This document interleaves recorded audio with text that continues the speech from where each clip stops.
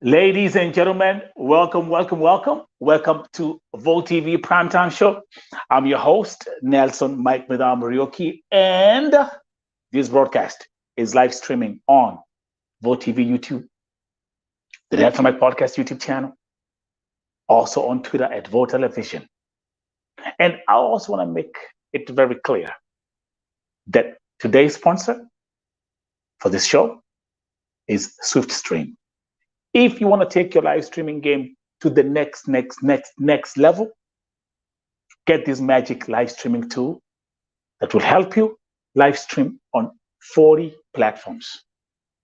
You can live stream on YouTube, you can live stream on Twitch, you can live stream on Facebook, you can live stream on Twitter, any platform that you're using out there as a digital creator.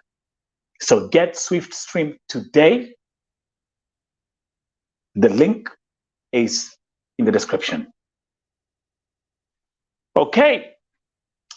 I can see tuko na nani hapa, tuko na Petronila Kitonyo. Petronila in Lebanon is waiting, saying I'm waiting. Karibu, karibu, karibu, karibu. Welcome everyone, welcome, welcome. Today we are staying busy. VOO TV, primetime shows, live streaming 24 hours a day, 7 days a week.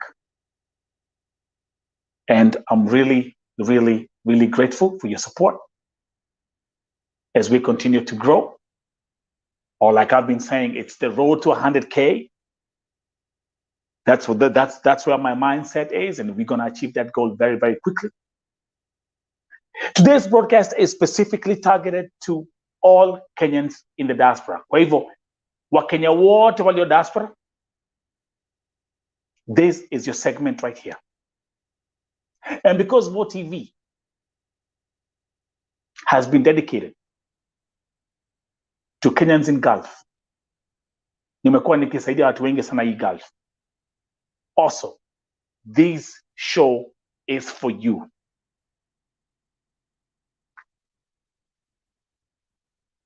Karibuni, karibuni. We are at the beginning of this primetime show. Ukiingia hapa, niambie unawacha ukiwa wapi. Nigote, nisalimie, hit that like button, share.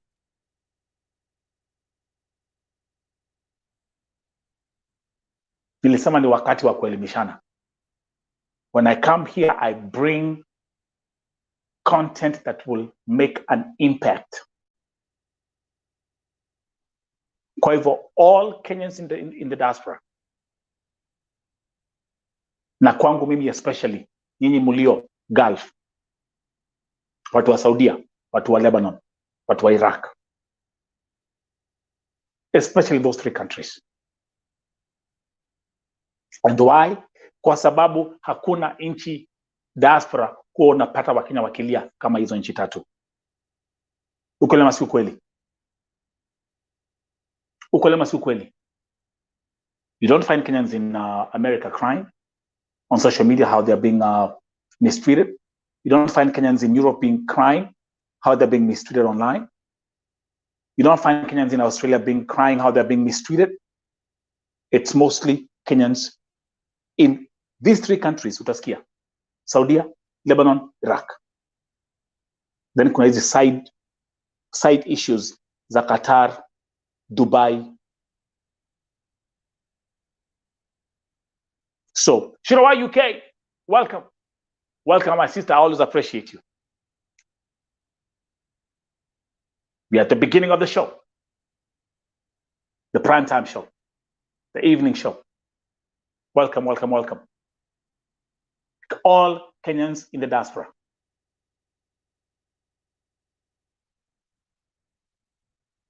Simu yangu bado napata messages watu wakilia. Wanapitia shida. Yale ambao wanafanyiwa. I was even surprised, by the way. Nilipata message jana. Naambia kuna msichana ambaye amekwamia Damascus in Syria.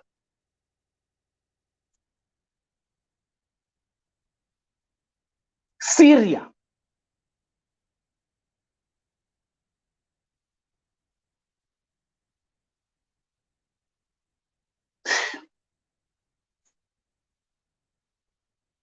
Ni wapi hamtapelekwa?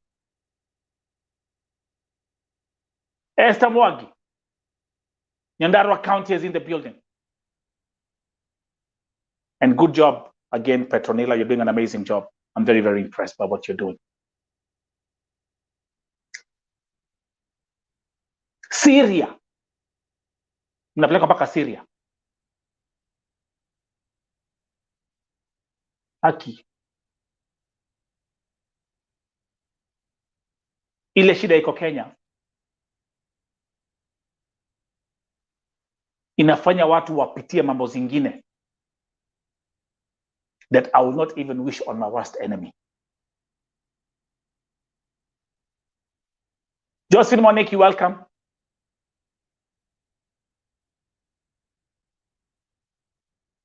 Syria. Right introduction. Wakenya mnapelekwa mpaka Syria.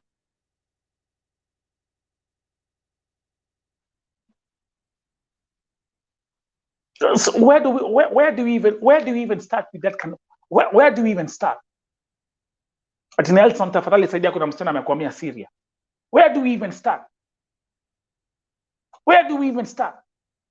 And I can tell you one thing,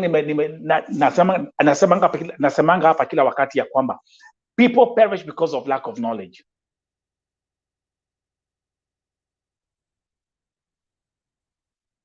People perish because of lack of knowledge. Maybe mtu aliona jina Damascus akaona ikiwa jina tamu sana. So, but anyway, to those who are coming here, today's broadcast is specifically targeted to Kenyans in the diaspora. Na mimi kwangu hapa at VOO TV, Wakenya ambao wako Gulf, nyinyi ambao mko Lebanon, Saudia, Iraq, tafadhali munisikize kwa makini. And this is not just only for you ambao mko diaspora, but also your families back in Kenya. There has been a statement that has been released by the State Department for Diaspora Affairs today. And we'll go through that statement. Ndio. And I plead with you, please share that information, because this information has value, and this information can impact somebody who needs it in a good way. Tuhamwe. Kwa hivyo, without wasting any more time, let me get to wacha tuingie kwa Twitter account ya State Department so you can see what they said. Please be ready. Again, this statement was released today by the State Department for Diaspora Affairs. Let's read the first one. For any Kenyan in the diaspora in distress or needs help with repatriation, kindly send us an email at diaspora@mfa.go.ke. So let's start from there. Guys, tuingie class. If you are in the diaspora and you are in distress or you need help with repatriation, the State Department for Diaspora Affairs imesema, kindly send us an email at diaspora@mfa.go.ke.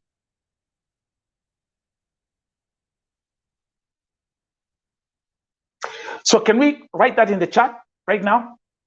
Petronila. Let's write that in the chat right now. So, angalia kwa chat. Send an email to diaspora@mfa.go.ke.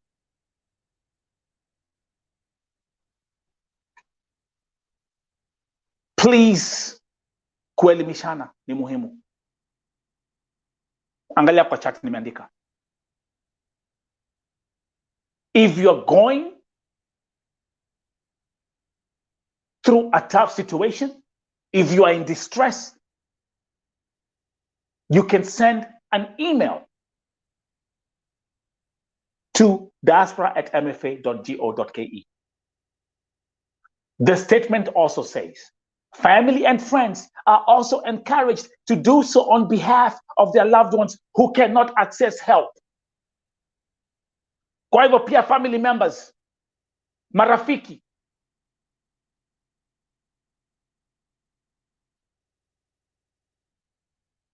you can send an email to the State Department for Diaspora Affairs. And as you can see, the tweet, they have mentioned Roslyn Jogu, the Principal Secretary, Ambassador Law, he's the Director, Diaspora and Consular Affairs. This man has helped me in countless times. And also the Minister of Foreign Affairs Office. Okay? Kwa hivyo, nyinyi ambao mna watch, tafadhali hebu andika hiyo information hapo kwanza sasa. Family members also pay attention to that. Tuendelee. Then jambo la muhimu sana, na hapa ndipo sasa panakuanga na mambo.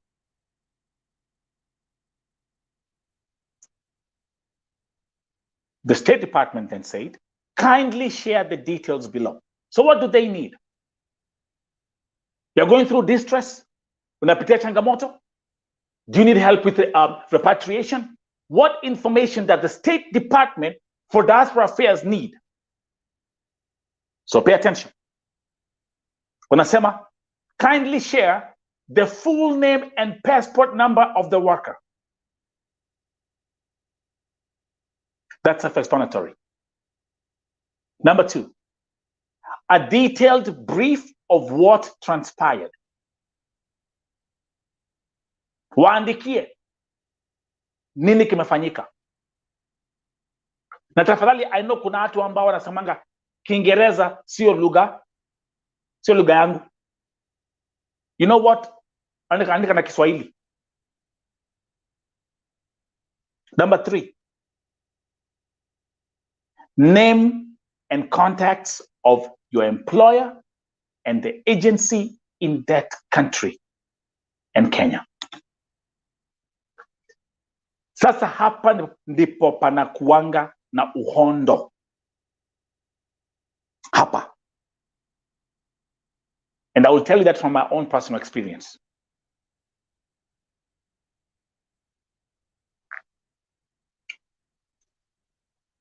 Unapata watu wamenipigia simu wakinambia, Nelson, napitia changamoto. Oh, kafiri wangu nimefanyiwa, sijalipwa, sijafanya nini. Mtu amelia for like 15 minutes. And then namuuliza one simple question.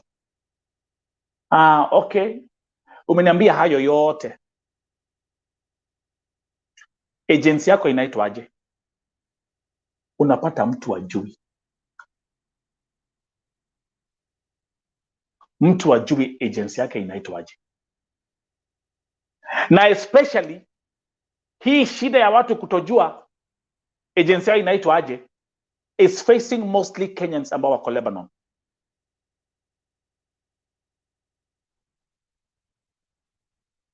Is facing mostly Kenyans ambao wako Lebanon. Kwa sababu munapelekwa na mabonoko Lebanon. Munapitishwa backdoor. Munapitishwa gate 19 with fake documents. And by the way, we'll talk about that in a minute. Nimeweka your video TikTok. People are going crazy, but people are also confirming the same.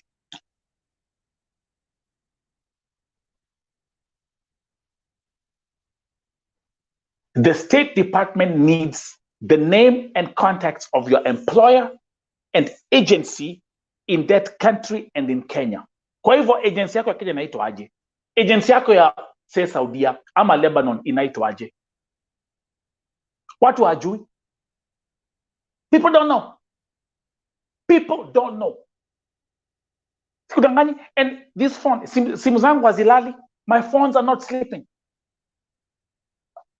Few minutes ago, nilikuwa na msichana hapa alikuwa analia.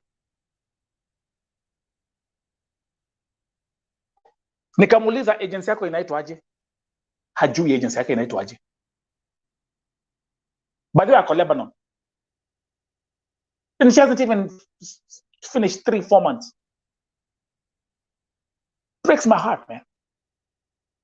You perish because of lack of knowledge. It's a biblical scripture. Hajui agency yake inaitwaje. Lakini akipigia yule bwana wako ambaye alimpeleka Lebanon, hiyo topic hiyo story silishia pale kwa airport.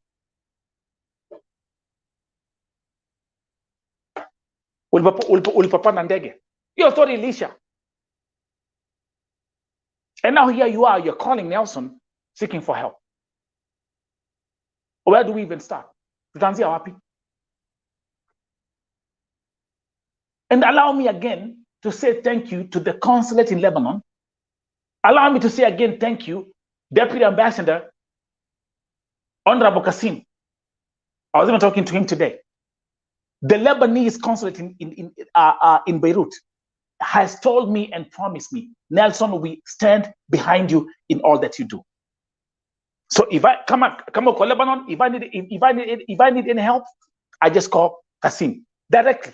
One phone call. He's there.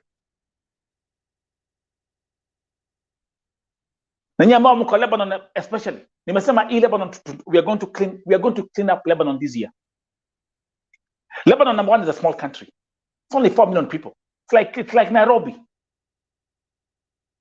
Number two, atukatai kuna warabu wambaya in Lebanon, but you know what? They will also get the message. And I've also told Kassim, Petronila, ni ambao mko Lebanon, I'm here for you. I'm here for you.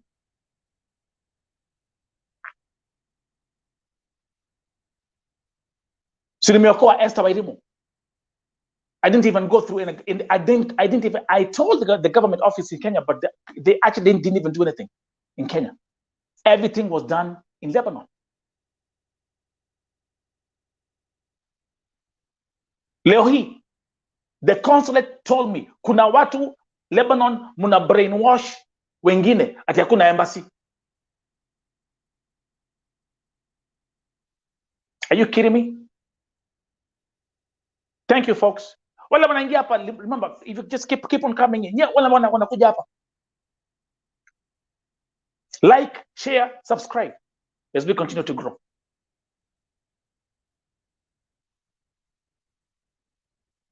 I promise you, I'm telling you this, I will fix Lebanon. Things are changing in Lebanon these days. Ukipigia Kassim simu, ukipigia consulate simu, ukiandikia email, they're responding in God's time. They are responding in God's time. I promise you, we will fix Lebanon. Lakini on the other hand, the corrupt agencies in Kenya, I won't stop calling you out. Because that same problem is the same problem that is affecting is with the consulate in Lebanon.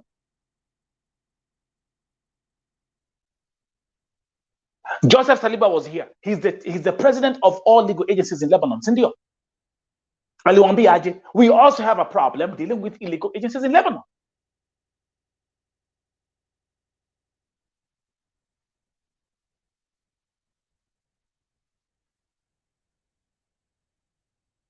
Kwa hivyo, information ni muhimu. Wale ambao walikuwa nasema Lebanon walitusahau, hapana. Na nimesema, by the way, Petronila and those who are here, ya kwamba Lebanon is going to be my top priority in 2023. Mwaka huu my top focus itakuwa Lebanon. And again, thanks God, because the consulate is there telling me, Nelson, we stand behind you. Anything you need, just let us know. Okay. Na nirudie tena, hatukatai. Najua hiyo Lebanon kuna Waarabu wabaya. Wabaya sana. But on the other hand, there's always one thing I will always give Lebanon credit for. Number one, there are Christians in that country. Number two, kuna at least ka freedom. Si ka nini? Si ka Saudia. You can compare.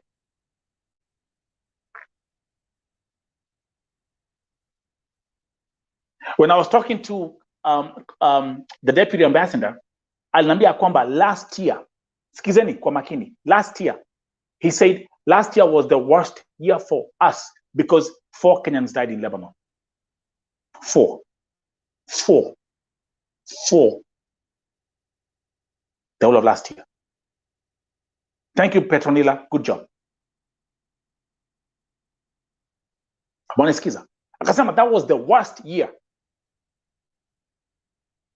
Do you know how many Kenyans we lost in Saudi Arabia last year peke yake?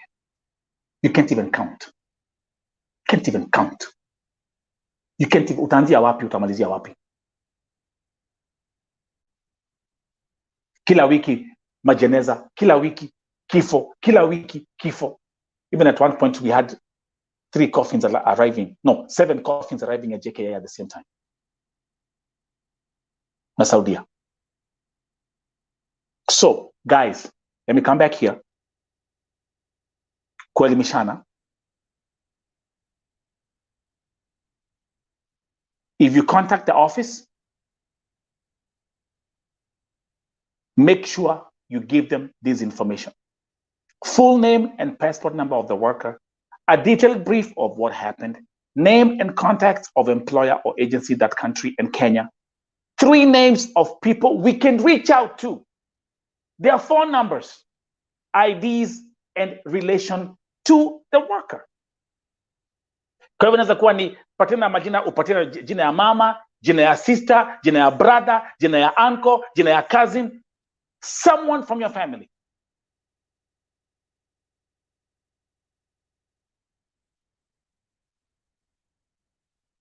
Are we clear? So up to that part, do we have any questions? Kama kuna maswali, drop those questions in the chat. Kama kuna maswali, tafadhali drop those questions in the chat. And the same thing applies to what? Kama kuna kifo, and we rebuke immature deaths in Gulf, especially in 2023. In the event of death, the State of Department ikasemaje? Inasema when they need full name and passport number of the deceased. Ndio hiyo hapa.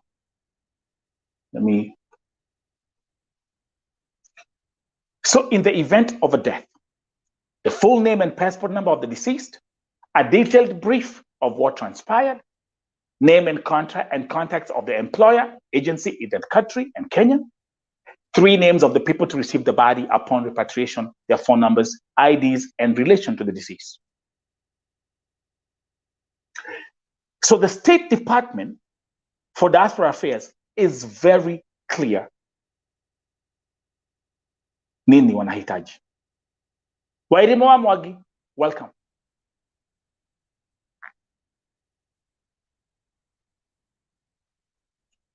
Let me put it down there. Kwa wale ambao mko hapa mnatazama show ya leo, nani ako na maswali? Nani ako na maswali?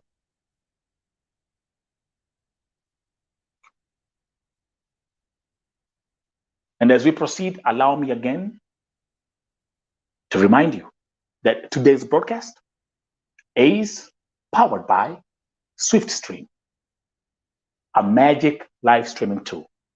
that will enable you to live stream your shows on 40 different platforms. Take your live streaming game to the next level using SwiftStream. The link, you'll find it in the description. Sign up today. If you're a content creator, a YouTuber, a digital creator, if you have a podcast, use SwiftStream. You'll love this tool. Any questions? So let's take 30 seconds. Let's take 30 seconds break. Tukirudi, kama mtakuwa na maswali, I'll take your question. Sawa? Okay.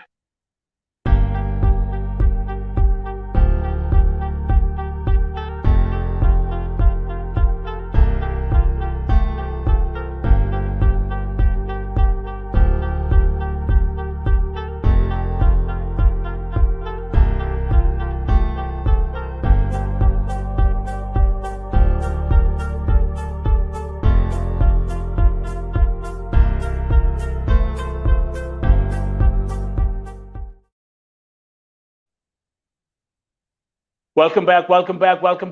VOO TV Primetime Show. I'm your host, Nelson Mike Marioki. Today, the topic,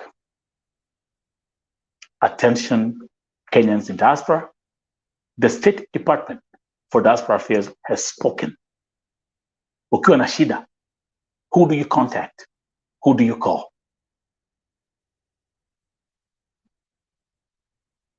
I've done the presentation. Do you up? As you can see. So what I'm going to do right now, I'm going to do a Q&A. Kama kuna mtu akona maswali, uliza. Kama kuna kitu ambacho hujaelewa, uliza, tafadhali. The email, diaspora@mfa.go.ke. You can see the comment by one of my moderators, Petronila Kitonyo, who's in Lebanon. Amewaandikia hapo. So look at the screen. And also, there's one more detail that you have. I have to add here. The phone number for those in Saudi. So let me come to comments. Because that was also mentioned for those in Saudi. You can call Kenya Embassy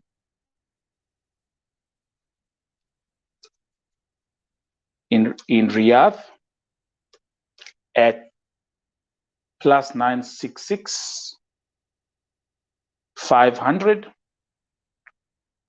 755 060. Okay, the comment is there, and I'm going to pin that comment kwa screen ndio muone vizuri. Ndio hapo. Acheka hapo.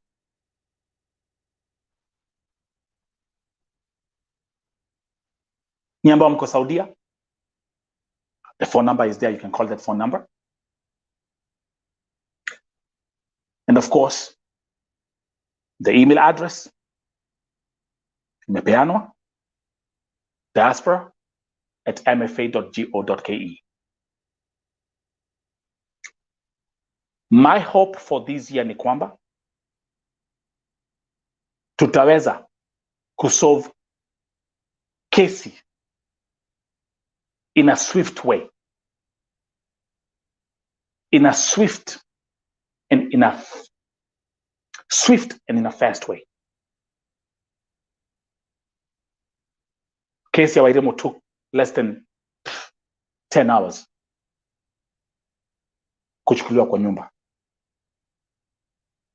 So if we can have more cases like this that are being solved quickly. Hii mambo ya Gulf especially, watu kulia mambo za vifo sijui nini, something happened, itaisha. On the other hand, allow me to say the issue of corruption is a huge problem. I've mentioned this in my tweet to the State Department for Diaspora Affairs. I've mentioned this to the Principal Secretary, Roslyn Njogu. I've mentioned this in a tweet to the Ministry of Labor and Social Protection. Ni aibu sana ya kwamba bribery is happening right at Jomo Kenyatta. Mtu anakuja, documents ni fake, anaambiwa okay, your documents are fake, huwezi utapitia hapa, we can't let you go through. Alafu napata sasa ma agents or these agencies wanatumia hao watu wa airport mpesa, they are bribing them on broad daylight to let them through. Hiyo si ni aibu. Me, watching the comment, I was shocked. I never knew it was this bad. I never knew it was this bad. Especially kwa ambao mnasafiri Lebanon, na ambao mnasafiri Iraq, and also there are some selected cases in Saudi Arabia. It's crazy. It's crazy. Let me let's look at this case especially. Yeah, watching TikTok. I posted that video today in the morning, which was a segment of the interview with Wairimo. Alipoongea about it here. I mean, it's ridiculous. Okay, let me come here. Let me share this tab. And again, thank you very much. My folks, VOO TV TikTok account. My VOO TV TikTok has now reached over 40,000 followers. Thank you very much. Let's go to 100K. Everything up like 100K right now. My Facebook is already over 100K. But the story of bribery at Jomo Kenyatta Airport, this is something that is shameful.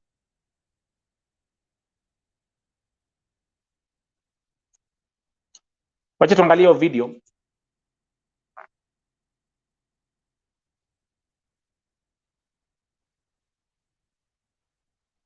I'll play this video to the audience and the comments. Mimi nimeshangaa kwa Kenya. They want to come where you are. What would you tell them right now? Nitasema tu hivi, acha niseme tu kweli. Hapo kwa gate 19 ndio mtu apigiwe stamp. Ukiambiwa documents zako ni fake, hizi za labor, rudi tu. Cause mimi ni eyewitness tulikuwa wawili, nikaambiwa documents zetu ni fake. Cause mimi si hata huwezi jua kitu fake, hata hizo stamp ni fake. Na hiyo ilikuwa the second day ndo to miss the flight. Tulimiss ya kwanza. Ya pili tukaambiwa document zetu ni fake. Agent akapigiwa simu. Akasema hata wale miss flight, lakini nitakurushia kitu. Wow. Akaambiwa 4 ni kidogo. Sasa sijui ilikuwa 4500, akasema hizo ana. But ilibidi kama alituma pesa na tukiwekewa stamp. So nitaambia tu dem yoyote, ukina tu kwa hiyo gate 19 naambia paper zako ni fake. Wow. Arudi tu nyuma ya. I still have the contract. Na the main branch nilileta inajiita Khadija Agency. Wako na branch mingi, wako na mpaka manpower hizo zote ya. So they fake stamps. I'm not afraid to say this one, yeah.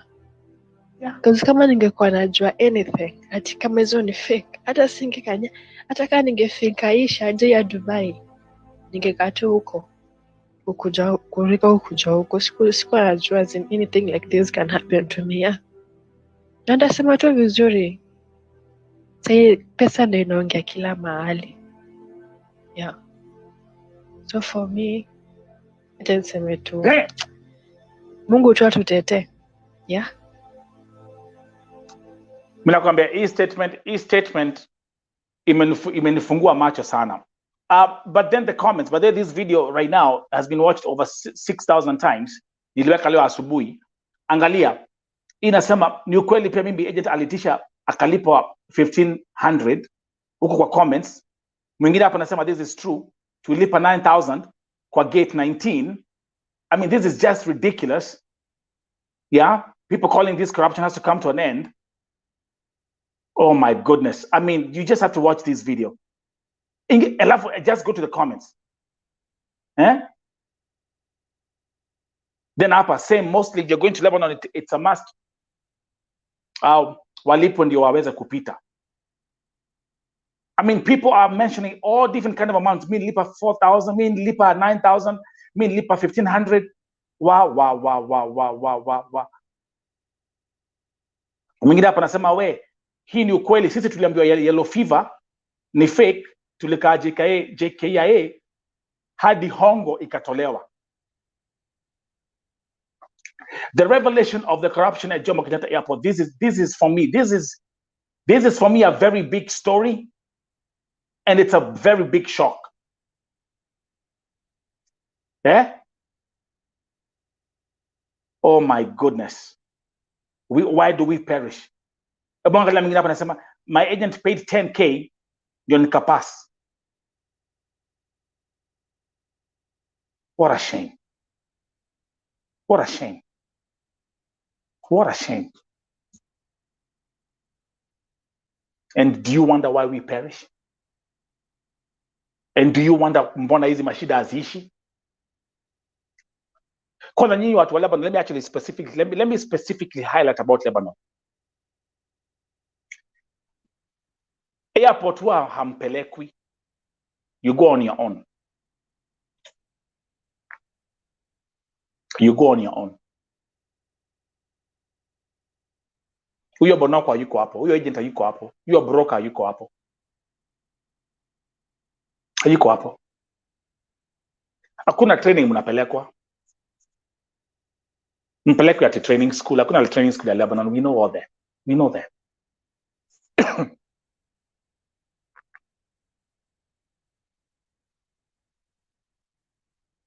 So on one hand, huku watu wakilia mashida yale ambao wanapitia, and we are fighting to fix this. On the other hand, corruption is the order of the day. So when will this end? When will this end? When will this end? And that's the main problem that we are facing. And if I go on TikTok, I spent less than 5 minutes on TikTok, me mwenyewe, a day. My job on TikTok is to go, deliver stuff on my page. I have so much stuff to do, and then I'm out. Lakini hata nikiingia TikTok, I just pick up the first 3-4 live streams, nipitia tu hivi. I mean, the conversations are so generic. It's mediocre conversations. It's people just crying and crying. Yes, you're crying, but what solutions are you discussing? Which efforts are you making? Monielewa? Hii mambo ya kusema tu Mungu atasaidia, alafu uchukue blanketi ujifunike, doesn't work. Niliwaambia hivyo jana. And I've been saying this the longest time. Faith with no actions is dead.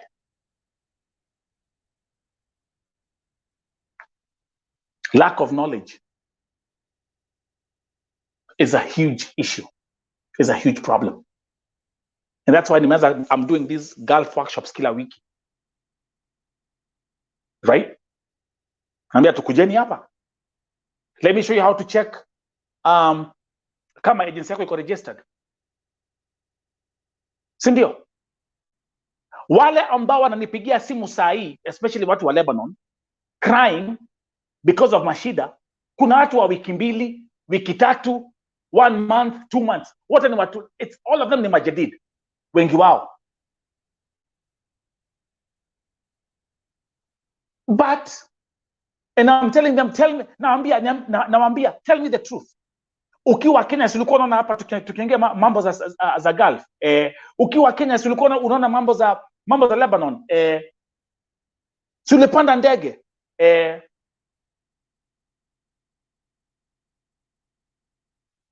Yeah. Lakini sasa ile mtu amefika mambo imeanza kuharibika. That's when everyone is coming here and crying, nipiganie ama nisaidie nipelekwe nyumbani. Yeah, even Shiro amesema hapo. That's a very nice Kikuyu proverb. Gai ataidagia witaidetie. Mungu huwa anasaidia yule ambaye pia amejisaidia. Mkiwa Kenya mnasema ya kwamba hamtaki watu waende, hamtaki tuende. Mkifika tu hivi, oh my goodness, huku ni kubaya, let's go back home. Let's go back home. It's crazy. It's insane. And that's why I repeat, I rescued Wairimo in less than what? It took me 7 hours. Took me less than 7 hours to rescue Wairimo. Sasa yuko nyumbani.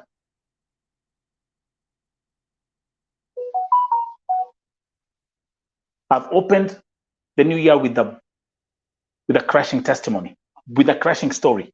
But again, here I am.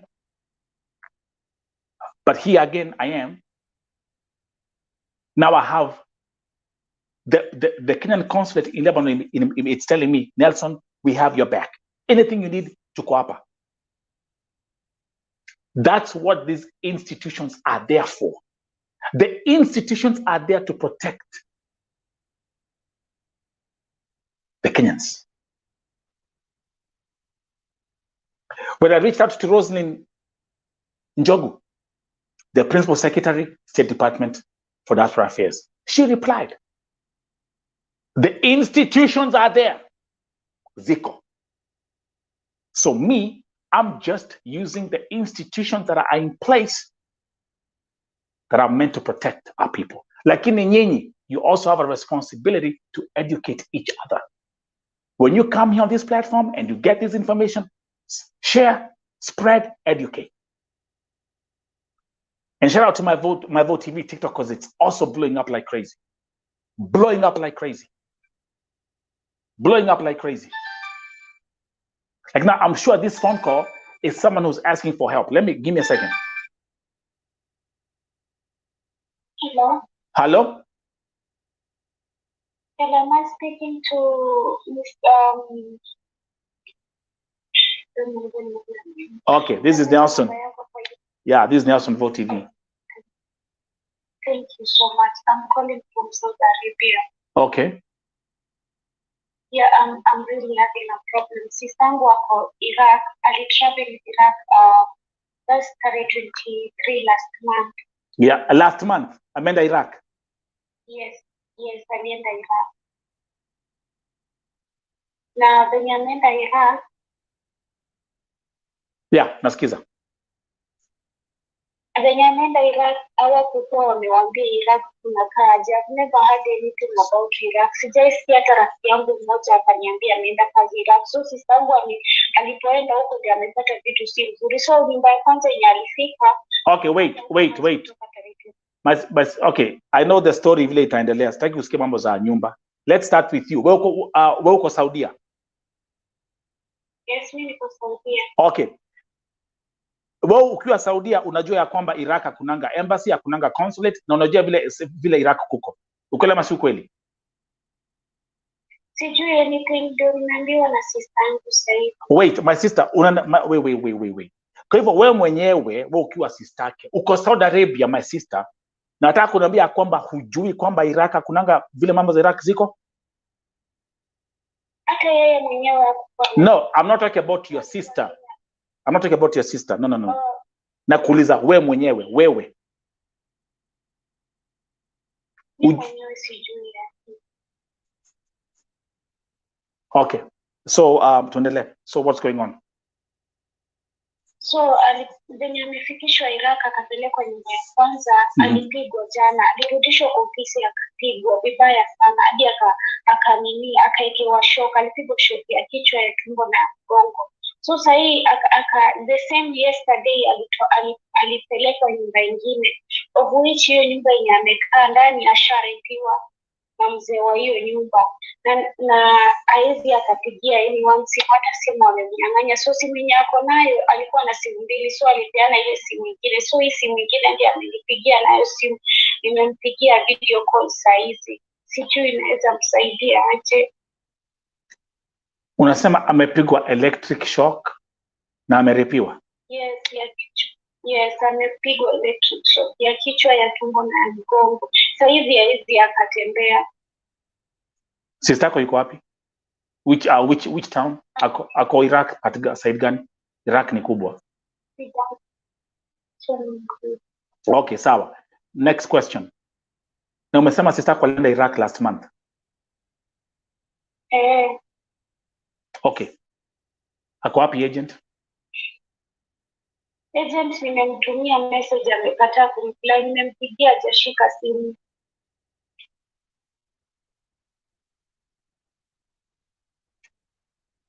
So here we are. Boko Saudi Arabia. Sister yako ameenda Iraq last month. Sister yako ndio ameanza kupata shida. Anapigwa electric shocks, ameripiwa. Sasa yuko wapi sahi? Ako kwa hiyo nyumba yenye bado alipelekwa jana. Bado ako kwa hiyo nyumba. Sister yako anaitwa nani? Anaitwa Brenda Mbone. Brenda Mbone. Yes. Na wewe my sister, mbona uliachilia sister yako aende Iraq? Alikuwa huku alafu alikuwa wapi? Alikuwa huku Saudi Arabia. Kwa hivyo sister yako alikuwa Saudi Arabia. Endelea. Alikuwa huku Saudi Arabia, akafanya kazi mwaka mmoja na miezi 5, akakemboi. Alikemboi December last year December. Januari akakuwa huku, akakaa Januari, February, March, akashikwa mwezi wa 6, akarudishwa Kenya. Alitoroka na passports zake. So passport yake haikupigwa muhuri, ile ya kuambia uwezi ukatravel haikupigwa, alificha. So venye amefika Kenya akaapply tena mahali pengine. So connection yenye alipata ilikuwa ya Iraq. Mimi ameniambia akiwa hapo kwa airport anaenda, anasema nisi hapa kazi inaenda. Sister yako amefanya kazi Saudia. You see, guys, and this is the perfect example of the kind of stuff that I deal with every time. Sister yako amefanya kazi Saudia mwaka moja na miezi 6 ama miezi 5. Na mkiwa Saudia si mko Gulf. Na mnaona zile mambo ambazo watu wanaongea kuhusu Iraq. Amko mnaona? Na usindanganye. Nilikuwa naona but okay. Okay. Na yeye mwenyewe, your sister, let me just give me a second. Wale ambao wako hapa, those who are watching this thing live here, can you tell me, unaweza toka Saudi Arabia kwenda kufanya kazi Iraq? Please type kwa comment. Okay, so sister yako amefanya kazi Saudi Arabia for 1 year 5 months, amekemboi, ameshikwa, ametoka Saudia, amerudi Kenya, then amechukua ndege, amejipeleka Iraq. Sasa ndio shida imeanza tena. But my sister, do you understand the problem tuko nayo? Si wa Kenya. Ni gani hiyo shida?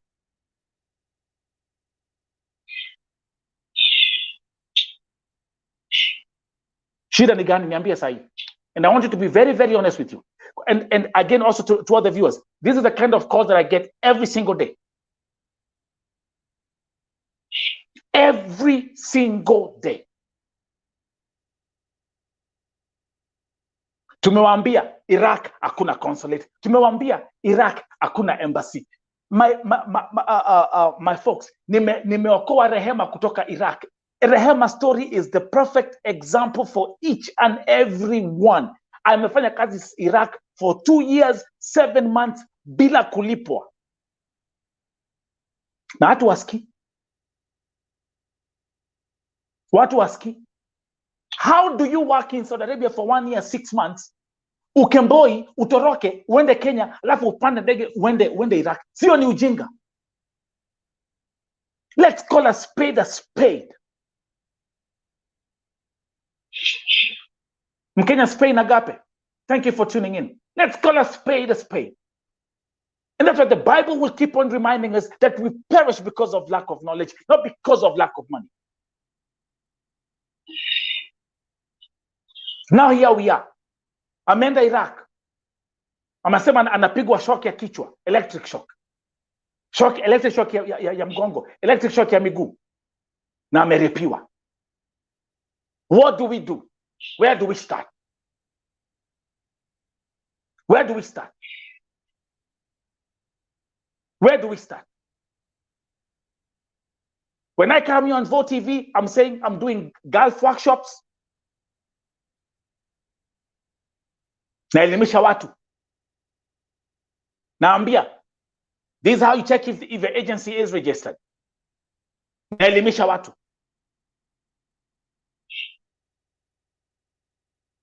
And you will keep on perishing because of lack of knowledge. And one thing, kwanza ile kitu ambayo nafanya niumia kwa hii kesi ya huyu msichana ni kwamba alikuwa Saudia mwaka moja miezi 5.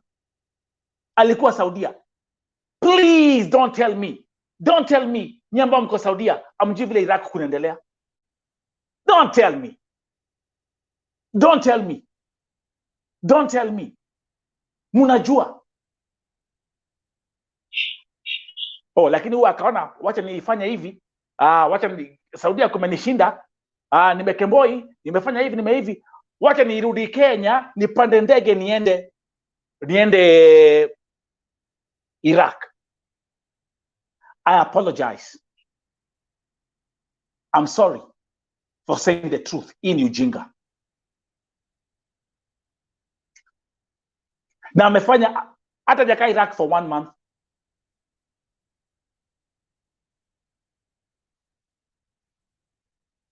This is sad. My sister. Yes. Yale ambayo nasema ndio kweli masi kweli. Sister yako akiwa Kenya akifanya process ya kwenda hakukwambia? Hakuniambia kitu yoyote. Mimi ameniambia akiwa ameshapanda gari ashafika. Akanipigia akaniambia si yuko Kenya. Sister yako okay. Nyie watu wa elimu mlikuwa Saudi Arabia. Mtaka kuniambia in the name of God that none of you, not you, not your sister, mkiwa Saudi Arabia, hakuna mahali mlikuwa mnaona watu wakiongelelea mambo za Iraq? Mimi nilikuwa najua, mimi nakwambia sikujua kitravel. Ningejua kitravel ningemkataza. Mimi sikujua, nimejua akiwa amefika huko. This is a problem, excuse my sister. This is a problem of something called ignorance. This is a problem of something called ujinga. This is a problem of something called kuwa na kichwa ngumu. This is a problem of something we call to be desperate. This is a problem of something called kukosa kusikia. Hamski.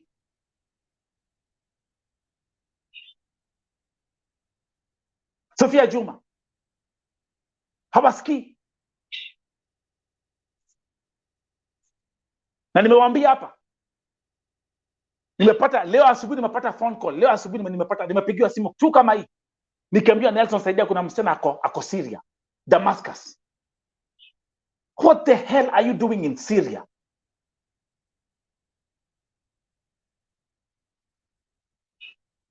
Me, my sister can tell you this.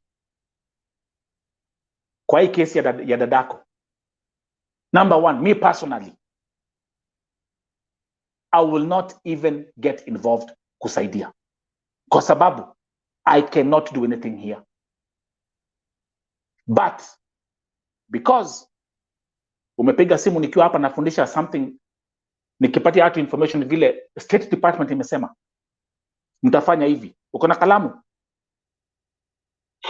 Yeah. Okay, guys, let's get back to class. Nataka nyinyi mkiwa familia kama vile Diaspora State Department imesema, for any Kenyan in the diaspora in distress or needs help with repatriation, kindly send us an email at diaspora@mfa.go.ke. Okay? Kwa hivyo hiyo email address, my sister, nitakuandikia kwa WhatsApp. Naona mnipigia simu na WhatsApp, nitakuandikia nyinyi mkiwa familia, kwa sababu hata State Department imesema family and friends are also encouraged to do so on behalf of their loved ones who cannot access help. Mnisikia? Yes. All the best with your sister. All the best. Have a good day. Thank you. Yeah. Na kwa hapa akilia. But guys, do you see what we are dealing with? Let me comments zilikuwa zinaingia hapa, siku anaangalia. Mkenya, Agape Spain, Wilson Macau, welcome. Shiro, I'm lost for words. And these two sisters walikuwa Saudi Arabia. Yeah, kwa sasa uja kwa Saudi Arabia.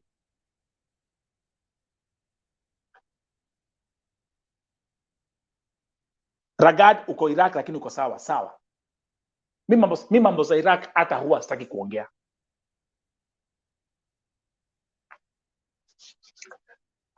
Mmoja kwenda Iraq, ujue ni wewe na Mungu wako. I won't lie to you. At least Lebanon, niko na consulate. I can watching and be the viewers again. I've had in-depth conversations with the Kenyan consulate in Lebanon, and they've assured me, Nelson, any issues you have, just let us know. We'll help you where we can. You can have full support of the consulate. It's a good thing, at least. What was Saudi? Mko na embassy, and right now there's also the hotline number. I'm about to mwandikia hapo. This wakati Mutua alienda Saudi Arabia, he gave us that hotline number, and we will keep on sharing that information. Lakini wacha niwaambie, aki kuna mambo zingine tunasemanga hii ni ujinga. And they will call me and listen, and they'll call me crying. They'll call me crying. They'll call me crying.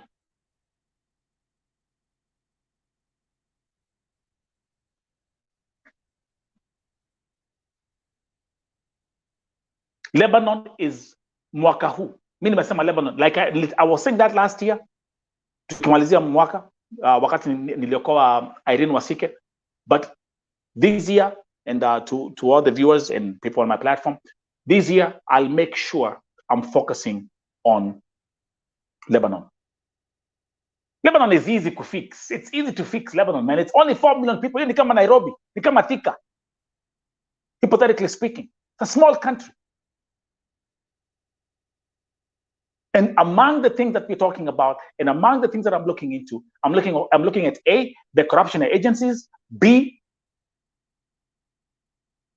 the fact that Warabu ambao wako Lebanon, they will also understand. Sorry, Warabu ambao wako Lebanon, hata hao tutawafundisha to respect my fellow Kenyans. Watasikia.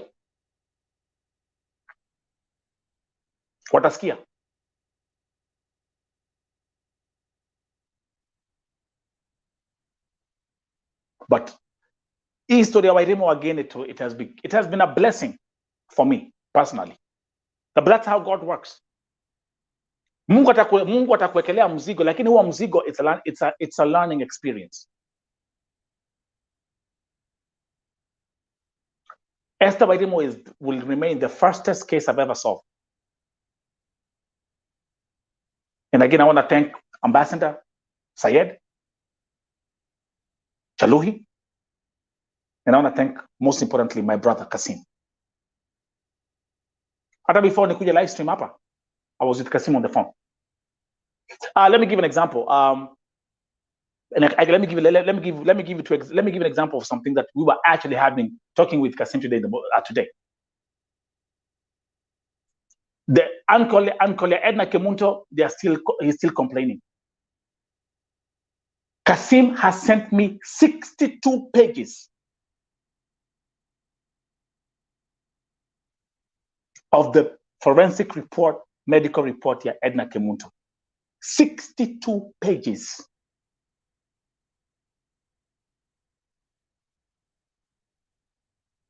$62.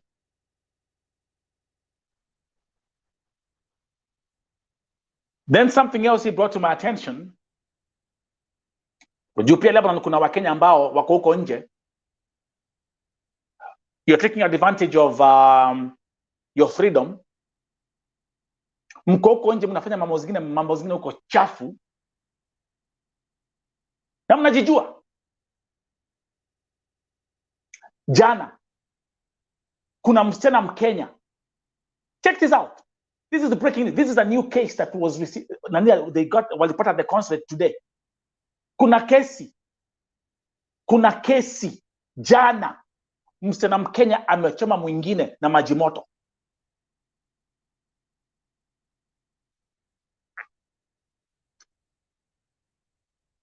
Two Kenyans. Mumeanza ile ujinga ya Saudia pia. Situmana Mkenya ameua mwingine na acid. Kesi ya Masi Sakim. Ukele masi ukweli. Leo, the consulate in Lebanon walipata a new case, a very ugly case. A Kenyan ambaye amechoma mwingine na maji moto. I'll bring you more details here. So this is breaking news. But I'm saying this for you to understand the kind of networking I'm having with the consulate.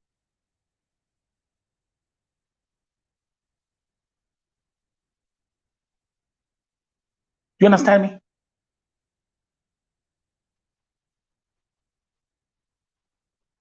My Kenyans, hapa kuna comment ya Felisa Nzamani anasema, I'm from Lebanon. I thank God I found a good family, but my agent in Kenya blocked me thinking that I will suffer. That's the other issue ambao pia nimeweza kugundua in the shortest time period. Our agents wa Kenya ambao wanapeleka wasichana Lebanon, wengi wao, these are illegal agencies. Okay? Kama mlivyoambiwa, mnapelekwa airport with fake documents, hamna mpaka yellow fever ID, lakini mkifika pale gate 19, huyo agent ama huyo bonoko ana bribe, anatuma chapa, anapatia huyo check-in agent, anamtumia pesa kwa pesa, then you can check in. The highest level of corruption. So Felicitas, you as an example, ulipofika airport, hiyo pesa ikalipwa, wewe na agent wako, you are done. Ashapata commission yake, you're on your own. And the Lebanese consulate is also having a problem dealing with illegal agencies in Lebanon. The same thing. The legal agencies in Lebanon are having a problem dealing with illegal agencies in Lebanon.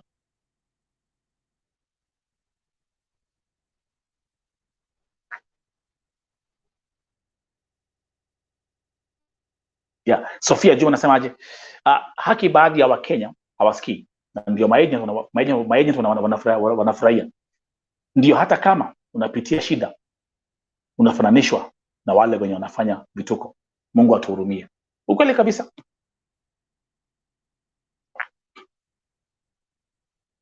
Kuna watu wanakemboi Lebanon wakiwa na 2 weeks. Hakuna kitu sijui watu hey, my Kenyan sisters in Lebanon, let me tell you this, I know everything. Najua kila kitu. Kuna wengine mtu ameingia Lebanon hata amalizi 2 weeks ashakemboi. That's not the That's not the you see atuanze kublame Warabu. No. Na Mkikemboi, what are you going to do? Kujiuza so you can make more money.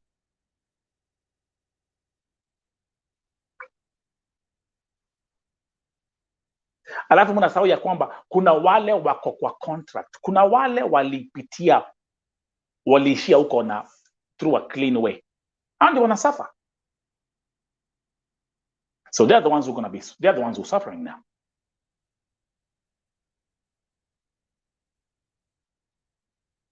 Okay.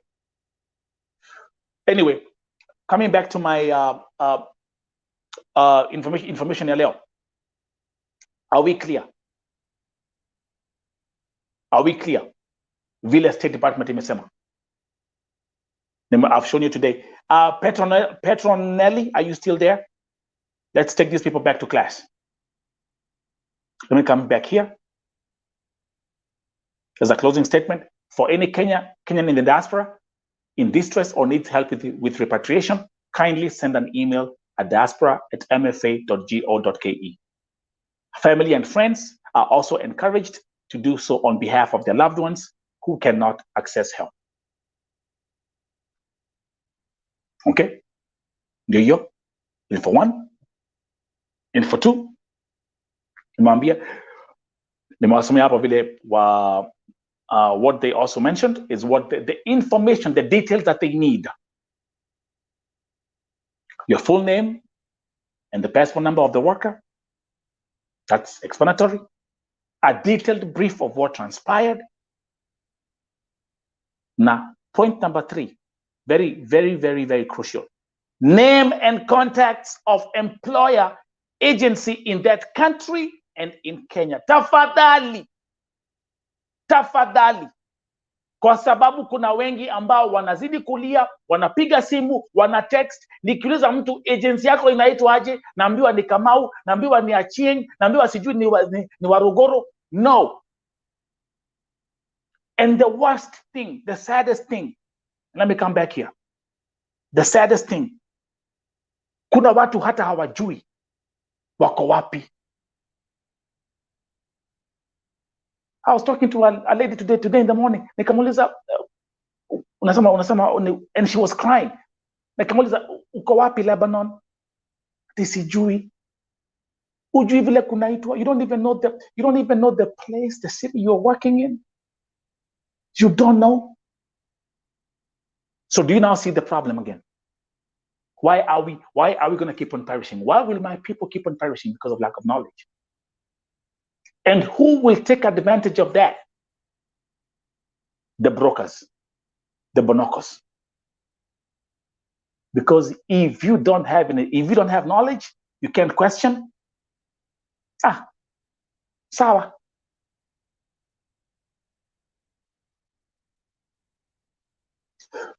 Nimeambia the consulate in Lebanon, I will continue doing my workshops every week.